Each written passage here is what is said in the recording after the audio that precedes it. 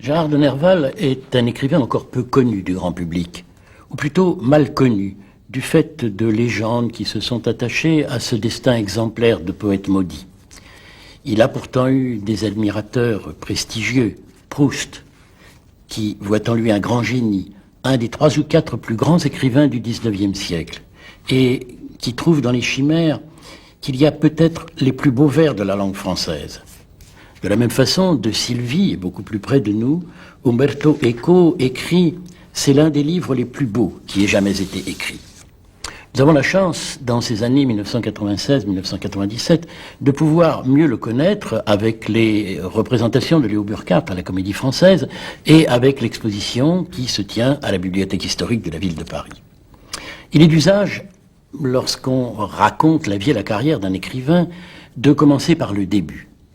Je ne le ferai pas, et j'aurai comme modèle Nerval lui-même, Nerval qui, lorsqu'il raconte la vie et la carrière de ces excentriques qu'il appelle des illuminés, ne cesse de multiplier les anticipations et les retours en arrière, et l'on sait bien sûr que Sylvie est un récit fondé en grande partie sur le réaménagement du temps.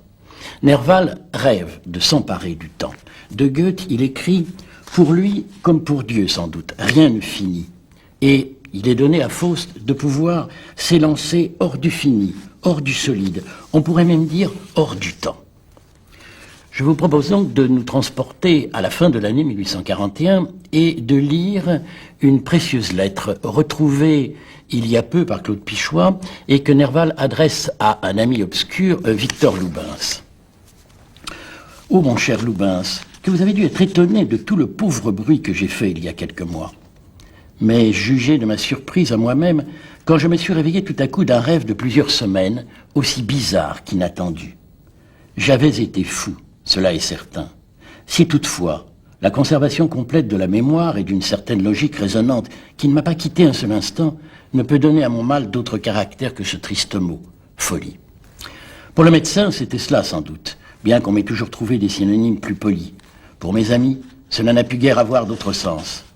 Pour moi seul, cela n'a été qu'une sorte de transfiguration de mes pensées habituelles, un rêve éveillé, une série d'illusions grotesques ou sublimes qui avaient tant de charme que je ne cherchais qu'à m'y replonger sans cesse, car je n'ai pas souffert physiquement un seul instant, hormis du traitement qu'on a cru devoir m'infliger. Ce qu'il y avait de plus étonnant, et ce qui a maintenu le plus longtemps mes illusions, c'est que les autres fous me semblaient parfaitement raisonnables, et qu'entre nous nous expliquions parfaitement toutes nos actions, tandis que c'étaient les médecins et nos amis qui nous semblaient aveugles et déraisonnants. Mon cher, que dire en effet à cela? On voit des esprits qui vous parlent en plein jour, des fantômes bien formés, bien exacts pendant la nuit. On croit se souvenir d'avoir vécu sous d'autres formes. On s'imagine grandir démesurément et porter la tête dans les étoiles. L'horizon de Saturne ou de Jupiter se développe devant vos yeux, des êtres bizarres se produisent à vous avec tous les caractères de la réalité. Mais ce qu'il y a d'effrayant, c'est que d'autres les voient, comme vous. Si c'est l'imagination qui crée avec une telle réalité, si c'est une sorte d'accord magnétique qui place plusieurs esprits sous l'empire d'une même vision, cela est-il moins étrange que la supposition d'êtres immatériels agissant autour de nous? S'il faut que l'esprit se dérange absolument pour nous mettre en communication avec un autre monde, il est clair que jamais les fous ne pourront prouver aux sages qu'ils sont au moins des aveugles. Du reste, en reprenant la santé, j'ai perdu cette illumination passagère qui me faisait comprendre mes compagnons d'infortune.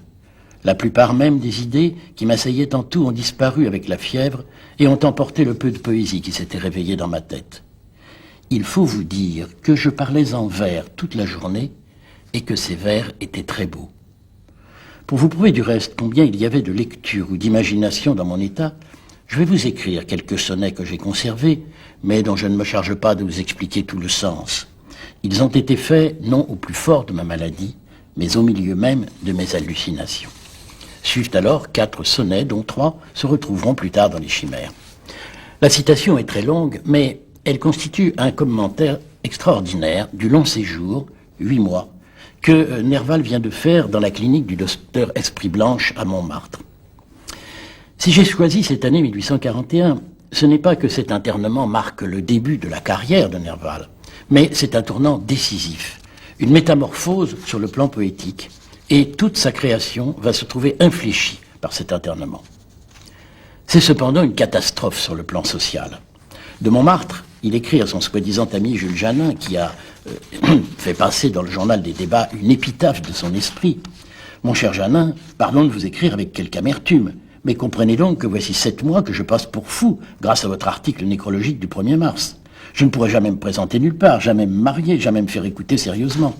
Réparez le mal en reprenant les éloges ou constatez bien votre erreur. » Catastrophe, mais en même temps révélation sur un plan spirituel, qui l'amène à s'interroger sur la notion même de folie.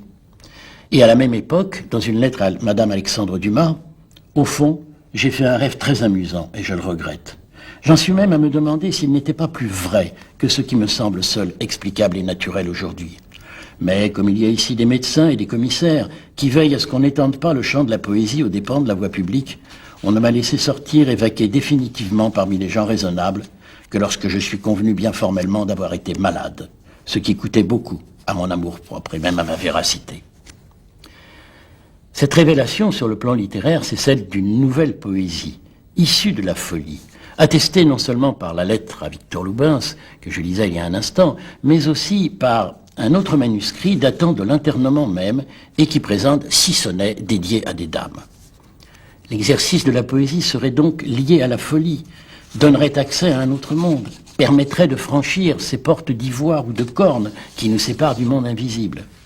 C'est une découverte fascinante, exaltante, mais vertigineuse et combien inquiétante. Les années suivantes, la conduite sociale va l'emporter. Nerval va garder le silence sur sa folie, il n'écrira plus à notre connaissance aucun sonnet, aucun poème avant le retour des crises, 11 ans plus tard. Je me demanderai d'abord comment Nerval en est arrivé à ce tournant de sa vie sociale et littéraire. Comment il a continué à exercer son métier d'écrivain en privilégiant alors la prose pour en arriver enfin à écrire sa folie.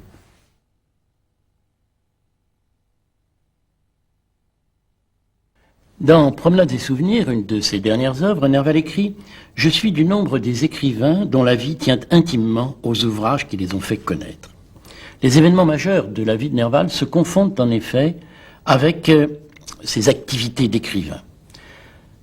C'est pour lui un métier dont il a dû faire la conquête, un métier qui n'est pas étranger aux troubles dont il sera frappé. Où est le commencement de ce parcours qui conduit Gérard à l'asile? Beaucoup plus tôt qu'on ne le suppose en général. Dans leur excellente biographie de Nerval, Claude Pichot et Michel Brix relèvent dans un poème de collège ces vers. « Tu ris, mon cher rival, tu plains mon infortune. Tu crois que mon esprit est parti dans la lune, que mon glorieux sort fera peu de jaloux et qu'il faudra me mettre à l'hôpital des fous. » Déjà donc au collège, cette obsession que l'on retrouve dans d'autres textes, son mal vient en effet de très loin. Gérard Labruni est né le 22 mai 1808. Au mois de juin, son père est nommé médecin de l'armée du Rhin. Son épouse le suit. Le petit Gérard est mis en nourrice près d'Ermenonville. Il ne reverra jamais sa mère, qui meurt en Silésie en novembre 1810. D'une façon bizarre mais révélatrice, en 1855, Nerval rattachera le mal dont il souffre à celui qui a emporté sa mère. C'est encore dans Promenades et souvenirs. Elle est morte à 25 ans des fatigues de la guerre, d'une fièvre qu'elle gagna en traversant un pont chargé de cadavres où sa voiture manqua d'être renversée. La fièvre dont elle est morte m'a saisi 3 fois, à des époques qui forment dans ma vie des divisions régulières, périodiques. Toujours, à ces époques, je me suis senti l'esprit frappé des images de deuil et de désolation qui ont entouré mon berceau.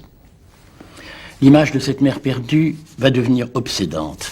La première version d'Aurélia, la plus explicitement autobiographique, va placer aussitôt après le récit de la première crise cette première vision. Une femme vêtue de noir apparaissait devant mon lit et il me semblait qu'elle avait les yeux caves. Seulement, au fond de ses orbites vides, il me sembla voir sourdre des larmes brillantes comme des diamants. Cette femme était pour moi le spectre de ma mère, morte en Silésie.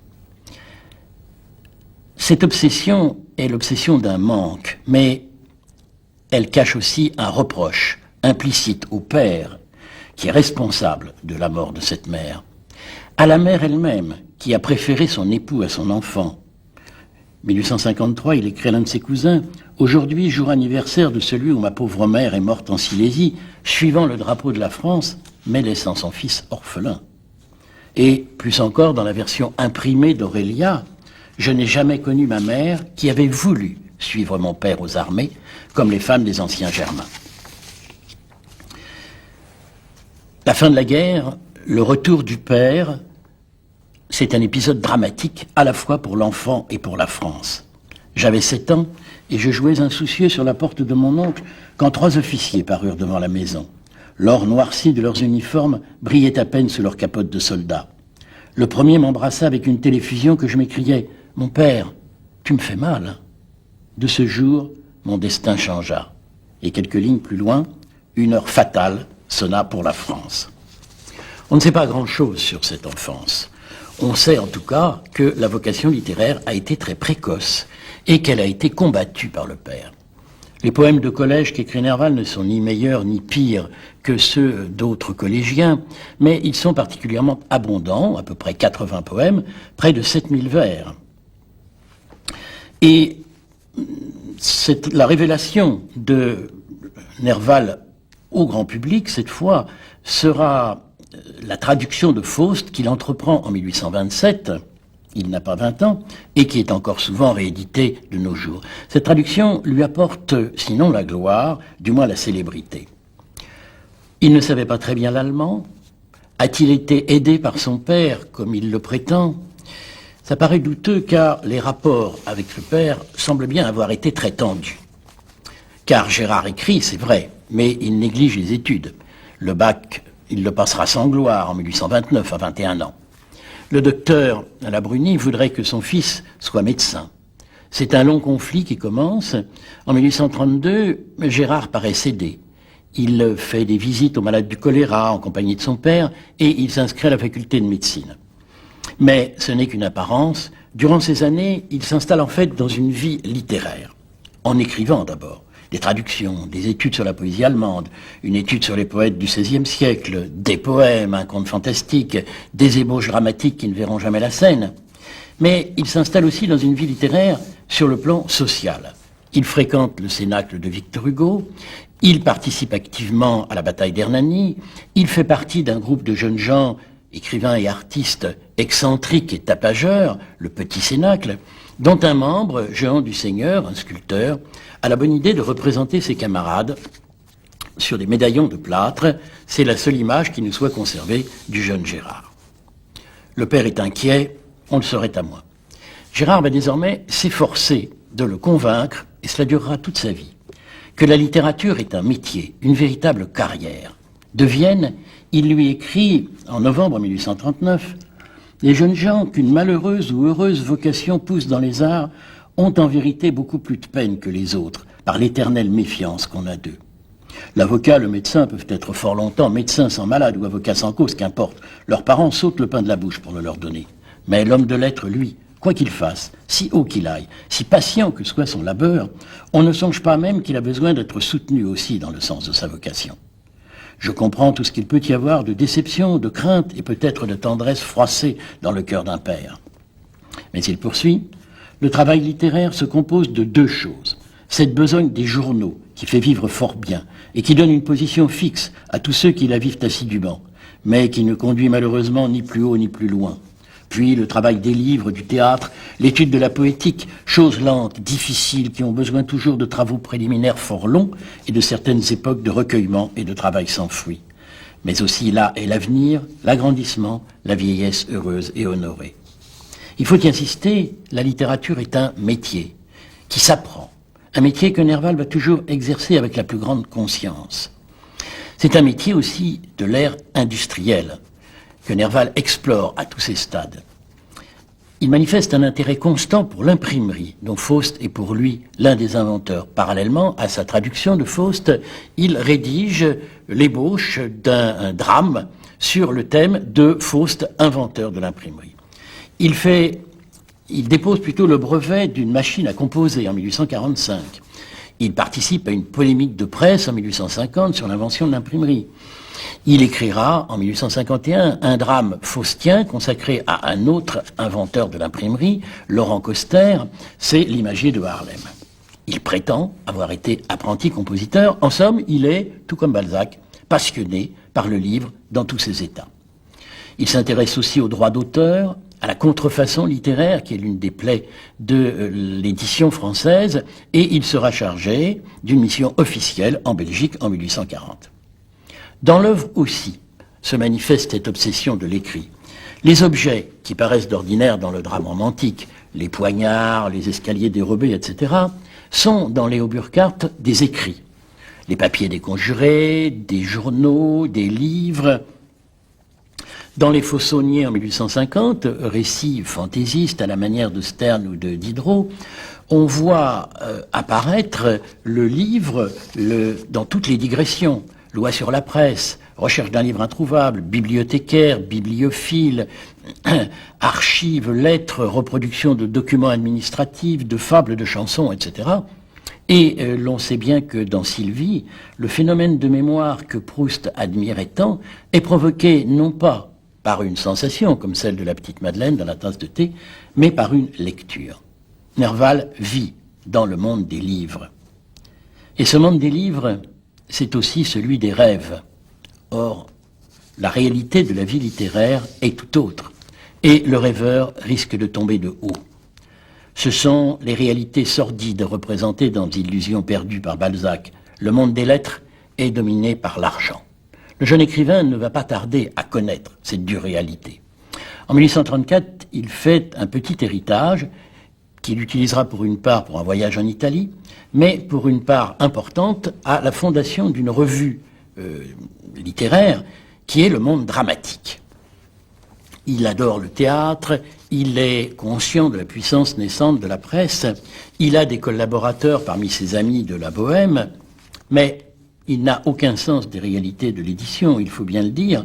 La revue est luxueuse et se vend à un prix dérisoire, et en outre, le théâtre va connaître une crise par suite du rétablissement de la censure. La belle aventure dure moins d'1 an, c'est la faillite, la ruine et l'endettement pour longtemps. Le choc est rude pour celui qui jusqu'alors se faisait appeler Gérard et qui va prendre en 1836 le pseudonyme de Nerval, à la fois pour échapper à la lignée paternelle, mais aussi pour échapper aux créanciers, et qui va s'engager dans une véritable galère qui est celle du feuilleton dramatique, chaque jour rendre compte d'une représentation plus ou moins insipide, mais dans ces comptes rendus, on va trouver des développements tout à fait neufs et intéressants sur l'esthétique dramatique. Et en définitive, ces comptes rendus sont beaucoup moins insipides que les pièces auxquelles ils sont consacrés. Une autre galère, c'est aussi le début d'une collaboration avec Alexandre Dumas pour un livret d'opéra comique, 2 ou 3 drames, un engrenage qui pourrait lui être fatal. Heureusement, il y a des échappées. Ces échappées, ce sont les voyages. Autriche, Belgique, Orient, Hollande, Allemagne.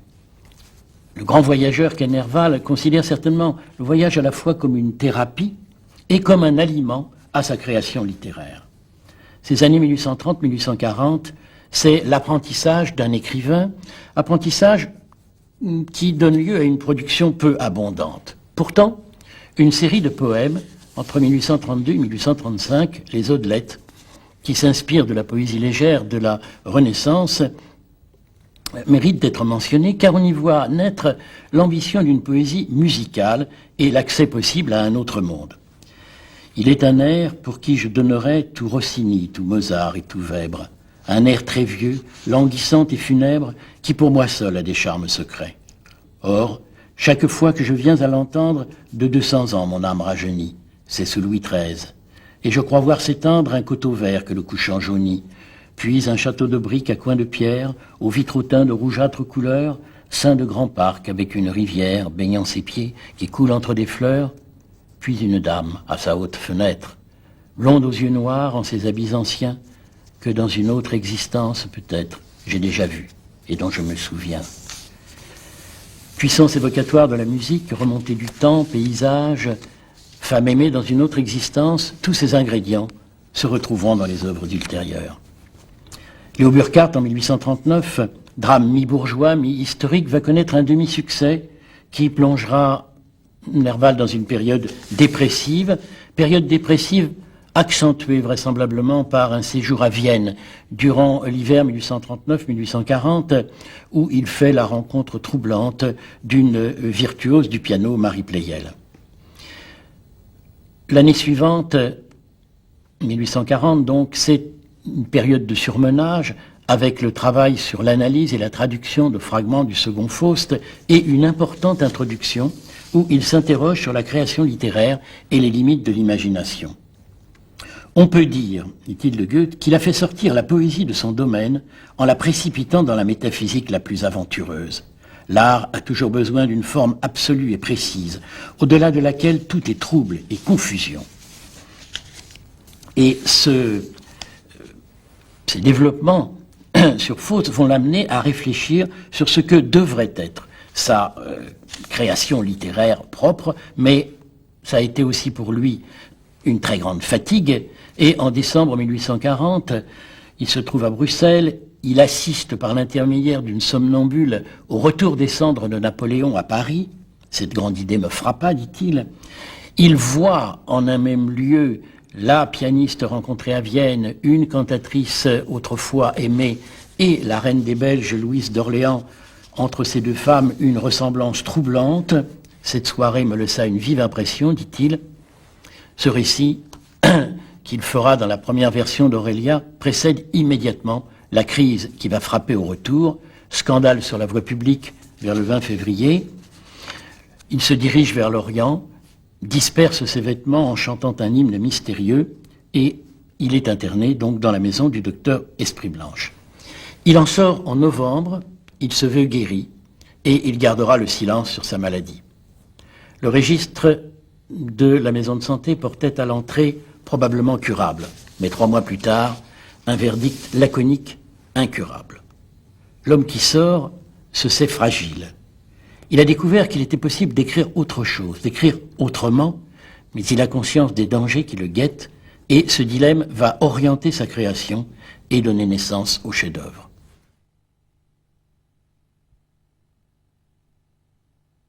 En 1852, Nerval commence la Bohème galante ainsi. Mon ami, vous me demandez si je pourrais retrouver quelques-uns de mes anciens vers, et vous vous inquiétez même d'apprendre comment j'ai été poète, longtemps avant de devenir un humble prosateur. Il paraît ainsi distinguer 2 époques dans sa carrière et faire de la première un simple apprentissage. Plus loin, il déclare « Il est difficile de devenir un bon prosateur s'il n'en a pas été poète ». Après la crise, il semble, nous le disions, avoir renoncé à la poésie, tourné la page. Il ne faut pourtant pas aller si vite. Ce long texte qu'est la Bohème galante contient un récit des années de jeunesse et d'apprentissage poétique, mais aussi la reprise d'un essai sur les poètes du XVIe siècle, la jeunesse de la poésie française. Il contient la narration capricieuse d'une promenade dans le Valois, mais cette promenade est le prétexte à une réflexion sur la poésie et ses rapports avec la musique. Je suis persuadé que tout poète ferait facilement la musique de ses vers s'il avait quelque connaissance de la notation, écrit-il. Il s'interroge aussi sur la possibilité pour la poésie de revenir aux sources. Discutant avec un critique musical, il note « Il paraissait craindre que l'innovation de l'auteur de Lohengrin, qui soumet entièrement la musique au rythme poétique, ne la fit remonter à l'enfance de l'art. Mais n'arrive-t-il pas tous les jours qu'un art quelconque se rajeunit en se retrempant à ses sources ? Pourquoi aussi notre poésie n'est-elle pas populaire comme celle des Allemands ? Et sur l'apport possible d'une poésie populaire à la poésie tout court, il va écrire de longues pages et surtout citer de très nombreuses chansons et extraits de chansons pour tirer de l'oubli cette poésie qui, dit-il, n'aurait pas pu être comprise des poètes académiques du XVIIe et du XVIIIe siècle, pas plus que les paysans n'eussent admiré leurs odes, leurs épîtres et leur poésie fugitive, si incolore, si gourmet. Mais la Bohème galante, c'est aussi le prétexte pour lui à citer sa propre poésie, poèmes de jeunesse et vers d'opéra. 6 mois plus tard, il récidive avec les petits châteaux de Bohème et manifeste cette fois plus de hardiesse, puisqu'il va y faire figurer 7 sonnets précédé de cette introduction. Château de cartes, château de Bohême, château en Espagne, telles sont les premières stations à parcourir pour tout poète. Comme ce fameux roi dont Charles Nodier a raconté l'histoire, nous en possédons au moins 7 de ceux-là pendant le cours de notre vie errante. Et peu d'entre nous arrivent à ce fameux château de briques et de pierres, rêvé dans la jeunesse, d'où quelque belle aux longs cheveux nous sourit amoureusement à la seule fenêtre ouverte, tandis que les vitrages treillissés reflètent les splendeurs du soir. En attendant, je crois bien que j'ai passé une fois par le château du diable. Je ne veux ici que donner le motif des vers suivants, conçus dans la fièvre et dans l'insomnie. Cela commence par le désespoir et cela finit par la résignation. Suivent alors 5 sonnets écrits durant la crise de 1841. A-t-il renoncé depuis à la création poétique? On pourrait dire qu'il l'a plutôt refoulée, car un peu plus d'un an plus tard, au début de 1854, il joint, in extremis semble-t-il, 12 sonnets, les chimères, aux nouvelles des filles du feu, et l'ensemble est précédé de cet avertissement adressé à Alexandre Dumas. Et puisque vous avez eu l'imprudence de citer un des sonnets composés dans cet état de rêverie supernaturaliste, comme diraient les Allemands, il faut que vous les entendiez tous. Vous les trouverez à la fin du volume. Ils ne sont guère plus obscurs que la métaphysique d'Hegel ou les mémorables de Swedenborg, et perdraient de leur charme à être expliqués si la chose était possible. Concédez-moi du moins le mérite de l'expression. La dernière folie qui me restera probablement, ce sera de me croire poète. S'agit-il donc d'une simple reprise de poèmes existants? N'y a-t-il aucune création? Il faut y regarder de plus près. Examinons par exemple le sonnet qui, en 1854, porte le titre de Delphica. Il a déjà été publié 2 fois. Une fois en 1845 dans une revue sous le titre de Vers dorés. Ce titre passera à un autre sonnet. En 1852 dans les Petits Châteaux de Bohême sous le titre de Daphné. Le texte, dans les 2 cas, est peu différent. Mais si nous regardons le sonnet manuscrit de 1841 à J.Y. Colonna, nom déguisé de la cantatrice Jenny Colomb, nous apercevons que le sonnet publié en 1845 comme en 1854 résulte d'un bricolage. Nerval y reprend les 2 quatrains de A.J.Y. Colonna. Il utilise le 2e tercet de À Madame Aguado, fortement modifié. Et il raccorde par un tercet intermédiaire qu'il compose pour la circonstance. Ce n'est pas pour autant qu'il laisse de côté les 2 tercets de A.J.Y. Colonna, ils vont passer simplement dans un autre sonnet des chimères, Myrto. Ainsi, le sonnet, que l'on considère comme la forme poétique la plus parfaitement achevée, est pour Nerval une œuvre ouverte. Peut-être est-il devenu incapable d'écrire de la poésie, hors des périodes d'exaltation que donne la folie, mais il découvre la possibilité de composer de nouveaux poèmes à partir de textes existants. Et cette composition, ce type de composition, va devenir une loi fondamentale de sa création en prose comme en vers. Car il s'aperçoit qu'en déplaçant les parties d'un ensemble, on donne à l'ensemble un autre sens. Sa composition s'apparente ainsi à la composition musicale, celle qui reprend thèmes et motifs, qui les réarrange autrement. Mozart a usé du procédé, Rossini en a abusé peut-être. On pourrait objecter, si Nerval procède ainsi, c'est sans doute par besoin d'argent et par une certaine crainte de l'impuissance à écrire. Soit. Mais la recherche combinatoire est une des constantes de l'esthétique nervalienne. Dans une chronique dramatique sur une tragédie obscure, le 7 avril 1844, il écrivait « Le nombre des sujets dramatiques tels que les veut la tragédie, en dehors de tout arrangement de couleurs locales et d'actions enchevêtrées selon le goût moderne, est nécessairement borné. » Examinant ensuite les passions qui peuvent donner lieu à une action tragique, il reconnaît avoir tracé autrefois, pour son instruction personnelle, un tableau complet en 24 cases de toutes les combinaisons possibles de passions tragiques traitées ou à traiter encore. Et il conclut, aussi bien, n'y a-t-il pas plus de mérite même à tirer de l'intérêt d'une situation 100 fois traitée? Recherche, expérimentation, combinatoire, ce sont là des clés de l'esthétique nervalienne.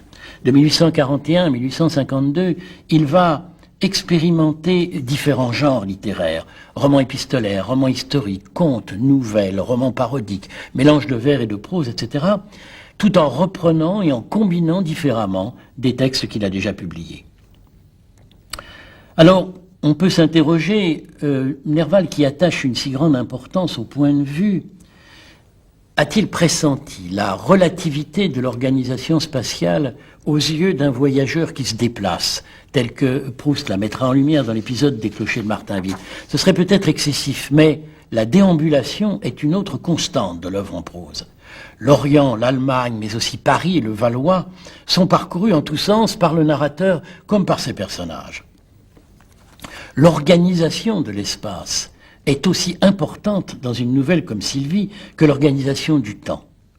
Après Chateaubriand et avant Proust, Nerval est le grand poète de l'espace-temps.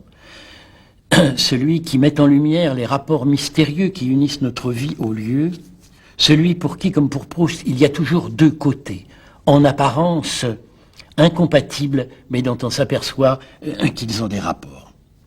Peut-être attribue-t-il cette bipartition de l'espace à son origine. Il est, comme Victor Hugo, l'enfant des contraires. J'aime beaucoup Paris, où le hasard m'a fait naître, mais j'aurais pu naître aussi bien sur un vaisseau. Un homme du Midi, s'unissant par là, par hasard, à une femme du Nord, ne peut produire un enfant de nature lutétienne. Une double origine qui va peut-être lui donner le sentiment de sa propre dualité, d'une identité difficile à saisir et, dans les périodes hallucinatoires, qui va provoquer l'apparition d'un double hostile. Et sur ce point, l'écriture en prose va, il s'en aperçoit, présenter aussi des dangers. Le premier de ces dangers, c'est de mêler la vie et l'œuvre. Arriver à ne plus distinguer l'une de l'autre. C'est le cas pour Rétif de la Bretonne, dont Nerval écrit la biographie, et dont il dit que tous les romans ne sont que des versions diverses des aventures de sa vie. Ou plus grave encore, celui que court Jacques Cazotte, le poète qui croit à sa fable, le narrateur qui croit à sa légende, l'inventeur qui prend au sérieux le rêve éclos de sa pensée. Il y a là comme une pente fatale. Et dans la dédicace à Alexandre Dumas des Filles du Feu, que je citais il y a un instant, il écrit « Il est, vous le savez, certains conteurs qui ne peuvent inventer sans s'identifier aux personnages de leur imagination. Eh bien, comprenez-vous que l'on arrive pour ainsi dire à s'incarner dans le héros de son imagination, si bien que sa vie devienne la vôtre, et qu'on brûle des flammes factices de ses ambitions et de ses amours. » Cette confusion amène Nerval, prosateur, à écrire le plus souvent à la première personne. Et il y a là un autre danger, celui de se mettre à nu, de s'exposer en sujet de pathologie et d'anatomie morale, comme il le dit de Rétif de la Bretonne. D'être prisonnier de sa création, au point d'en venir à s'écrier, toujours comme Rétif, « Sais-tu ce que nous faisons, nous autres, de nos amours? Nous en faisons des livres pour gagner notre vie. » Faudra-t-il en arriver à tout avouer, même la folie? Longtemps, Nerval refuse. Mais le retour des crises va amener une toute autre perspective.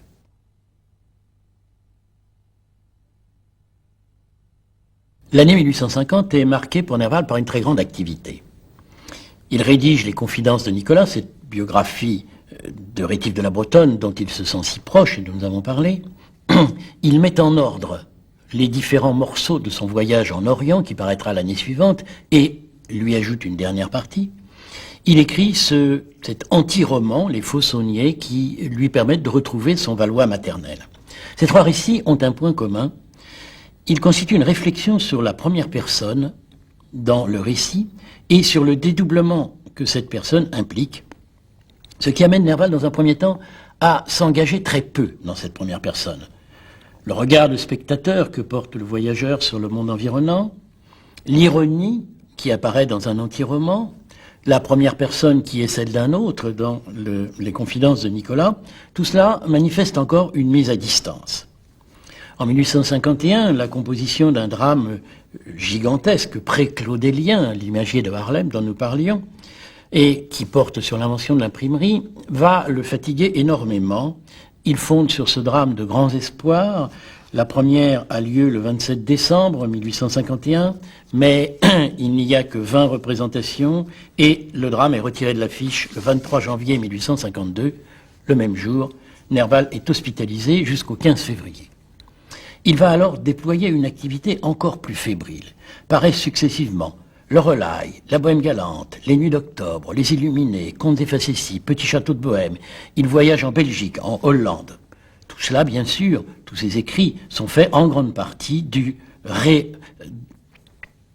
bricolage, comme nous le disions tout à l'heure, fait avec des morceaux existants. Mais, comme il aime à le dire, après Balzac et après Napoléon, tout se paie. Et au début de 1853, c'est un nouvel internement, puis la publication d'un nouveau chef-d'œuvre, Sylvie, et la rechute.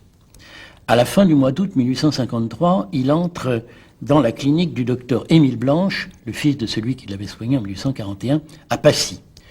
Il va y passer 11 mois sur les 17 qui lui restent à vivre. Des séjours entrecoupés de sorties, de voyages, avec des résultats plus ou moins heureux, on sait comment finira la dernière période de liberté. C'est à la clinique qu'il écrit la majeure partie de ses dernières œuvres, Les ultimes sonnets des chimères, Pandora, Promenades et souvenirs, Aurélia, dans des conditions certainement difficiles. Nous avons d'étranges manuscrits écrits en partie à l'encre rouge. Il cherche à coup sûr à prouver que son talent est intact, mais il redoute parallèlement de se trouver dans l'impossibilité d'écrire, et il va se décider enfin à adopter une autre attitude envers sa folie. Elle a éclaté au grand jour, il n'est plus possible de la dissimuler. Il reste à la faire connaître comme autre que ce que le commun des mortels perçoit. Il reste, sans affirmer trop explicitement sa nature divine, car alors il retomberait sous le coup de l'accusation de théomanie qui lui a été appliquée, il reste plus profondément à comprendre, à interpréter son histoire, à interpréter les révélations qu'il pense avoir reçues. Ce qui va l'amener à confondre sa propre histoire et l'histoire de l'univers dans une réflexion métaphysique sur le moi et sur le temps. Il oscille entre trois types d'explications. Une explication philosophique, le monde et la destinée seraient régis par le hasard. Une explication païenne, où le temps cyclique amènerait les réincarnations des êtres. Et une explication chrétienne, celle vers laquelle il va tendre de plus en plus, celle selon laquelle sa vie d'épreuve aurait un sens, serait un destin, mais où l'inquiétude règne sur le salut final. C'est à la lumière de ces interrogations qu'il faut lire les œuvres de la fin, même Sylvie. Sylvie, dont la limpidité d'écriture, la grâce champêtre des paysages et des scènes laisse souvent entrevoir d'une manière quasi mozartienne des profondeurs vertigineuses. Confusion des époques, doute sur la réalité du souvenir. En me retraçant ces détails, écrit-il, j'en suis à me demander s'ils sont réels, ou bien si je les ai rêvés. Le frère de Sylvie était un peu gris ce soir-là. L'apparition d'Adrienne est-elle aussi vraie que ces détails et que l'existence incontestable de l'abbaye de Chaly? Ce souvenir est une obsession peut-être. Le narrateur est à la fois rassuré et inquiété par l'explication que lui fournit le souvenir. Tout m'était expliqué par ce souvenir à demi rêvé. Cet amour vague et sans espoir, conçu pour une femme de théâtre qui tous les soirs me prenait à l'heure du spectacle pour ne me quitter qu'à l'heure du sommeil, avait son germe dans le souvenir d'Adrienne, fleur de la nuit éclose à la pâle clarté de la lune, fantôme rose et blanc glissant sur l'herbe verte à demi baignée de blanche vapeur. Ambiguïté de la gracieuse apparition, inquiétude tournant aussitôt à la panique devant une identité possible des deux femmes. Aimer une religieuse sous la forme d'une actrice, et si c'était la même? Il y a de quoi devenir fou.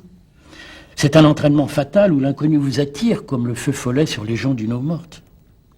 Adrienne, religieuse et rassurante, elle ressemblait, nous dit-il, à la Béatrice de Dante souriant au poète errant sur la lisière des saintes demeures. Et plus tard, elle aura une tête angélique, mais elle est aussi un fantôme, un spectre funeste. Ce vertige peut arriver à toucher l'identité du moi lui-même. Dans le plus connu des derniers sonnets, écrit en 1853, El Desdichado, l'identité du locuteur est affirmée, mais aussitôt morcelée en 4 désignations. Je suis le ténébreux, le veuf, l'inconsolé, le prince d'Aquitaine à la tour abolie. Et l'utilisation de l'article défini tente à faire du je une ou plusieurs figures allégoriques. À peine affirmée, cette identité est remise en question. Au vers 9, on va trouver une question. Suis-je amour ou Phébus? Lusignan ou Biron? Là encore, 4 propositions.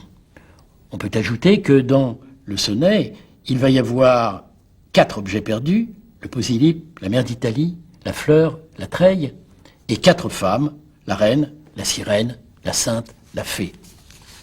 On est stupéfait et presque effrayé par la lucidité, par la maîtrise que suppose la composition d'un sonnet aussi structuré sur une donnée aussi délirante.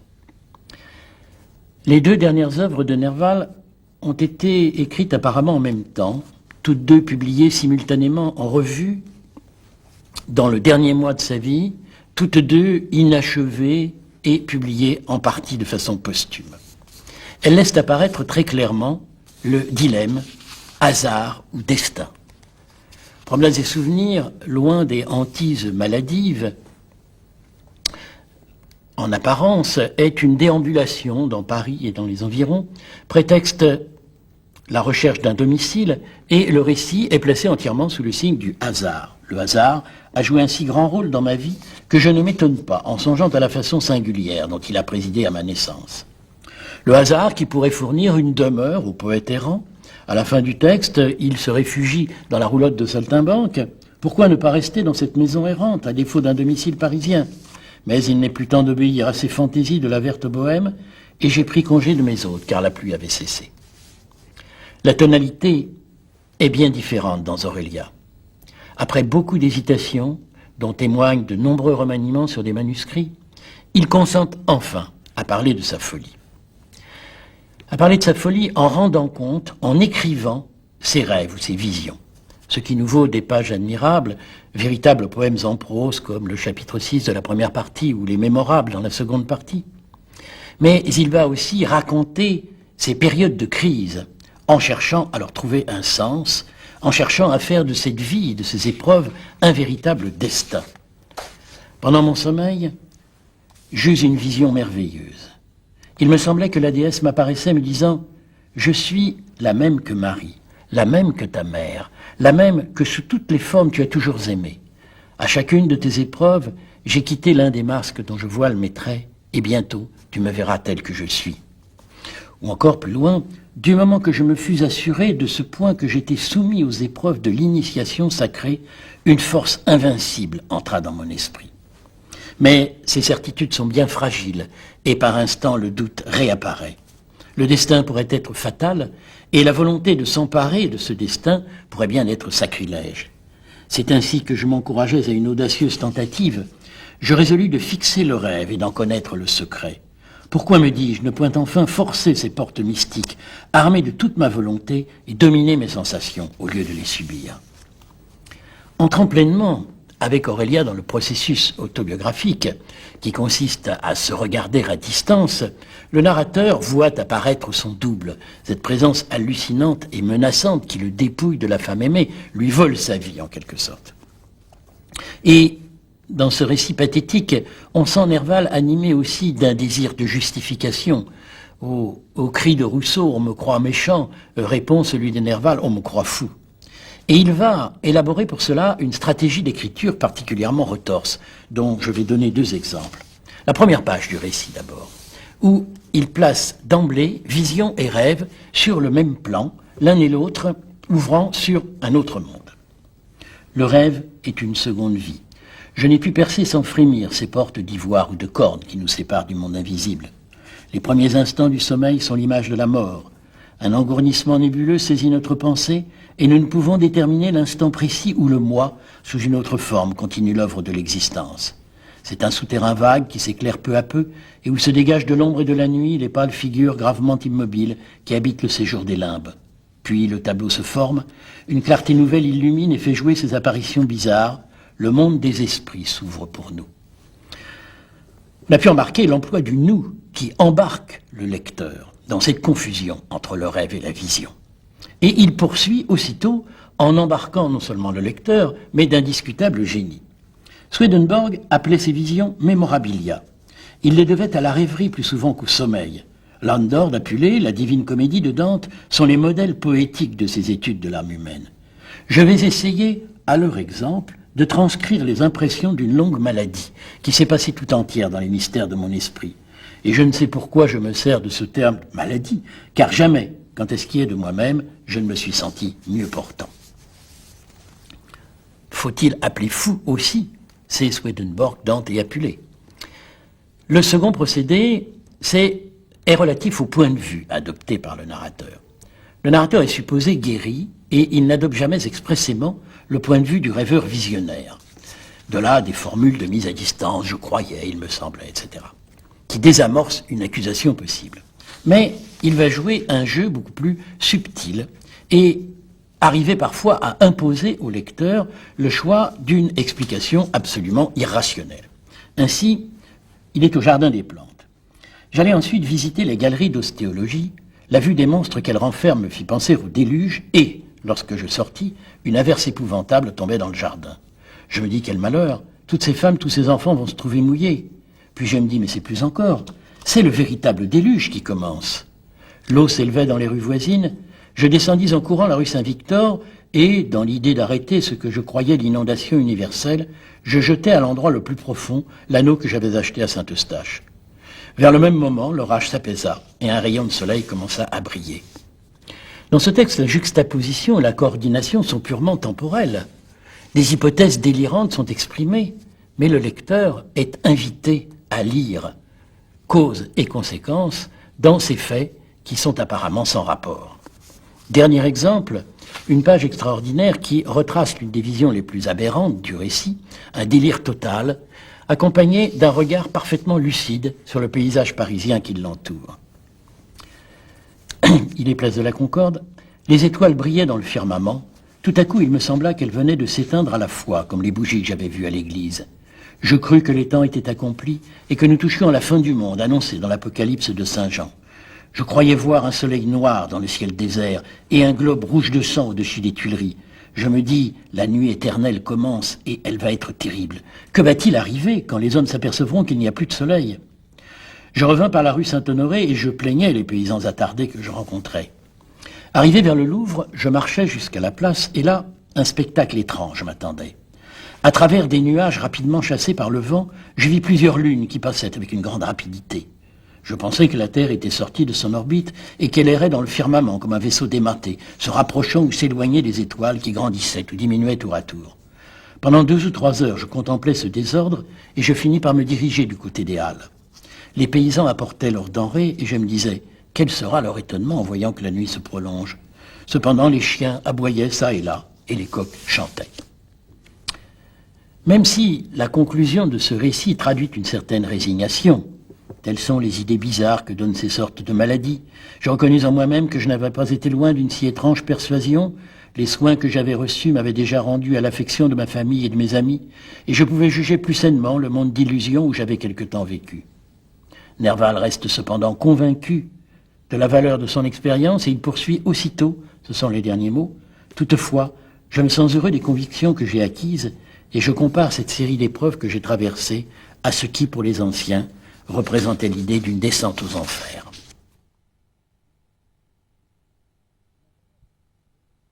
Nadar, le célèbre photographe, a pris plusieurs clichés de Nerval durant les dernières semaines de sa vie.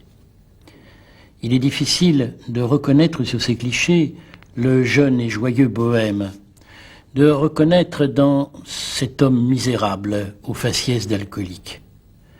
Nadar a réussi là un de ses plus beaux portraits, avec ce SDF, dirait-on aujourd'hui, de génie. C'est pourtant bien là le poète qui a ouvert de nouvelles portes, le prosateur qui a exploré les possibilités du récit, cherchant sans cesse à créer de nouvelles formes propres au message inouï qu'il voulait délivrer. Le regard est déjà ailleurs. Nerval est sorti de la maison du docteur Blanche contre l'avis du médecin. C'est une intervention fâcheuse de la Société des gens de lettres qui lui a permis de sortir. Dans cet hiver extrêmement froid, il erre dans Paris, sans domicile, peu de vêtements, cherchant désespérément à mettre au point cette Aurélia dont il traîne les manuscrits dans ses poches, écrivant ça et là sur les tables des cafés. On connaît la fin. Au matin du 26 janvier 1855, on trouve Nerval pendu dans une ruelle sinistre du quartier du Châtelet, la rue de la Vieille Lanterne. Il fait un froid glacial. De cette rue sinistre, Célestin Nanteuil, l'un des vieux camarades du doyenné de la Bohème, nous a laissé une illustration, et de nombreux peintres et dessinateurs ont voulu représenter cet endroit étonnant. On lui fait de superbes funérailles à Notre-Dame. Tout Paris littéraire et artistique est présent. Sans doute y a-t-il là de nombreux confrères qui se reprochent de n'avoir pas davantage aidé leurs camarades.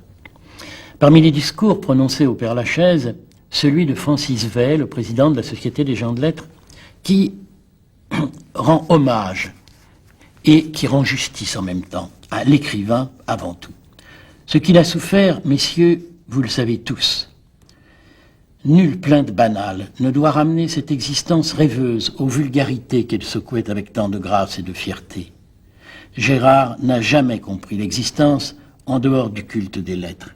Et plus loin, enfin, Gérard de Nerval n'a jamais livré au public une page négligée. Il n'a jamais, même aux prises avec la nécessité, sacrifié ni ses convictions ni son goût. Inclinons-nous, messieurs, devant cette conscience littéraire, la plus rigide, je le dis tout haut, qui ait honoré notre époque.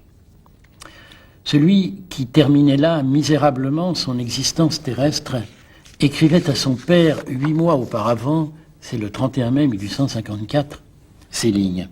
« Ma situation est bonne, quoique toute dans l'avenir. Mes ouvrages sont un capital que j'augmenterai s'il plaît à Dieu et qui, fût-ce après ma mort, suffirait à m'acquitter envers les hommes. » Sur ce point, au moins, il avait raison.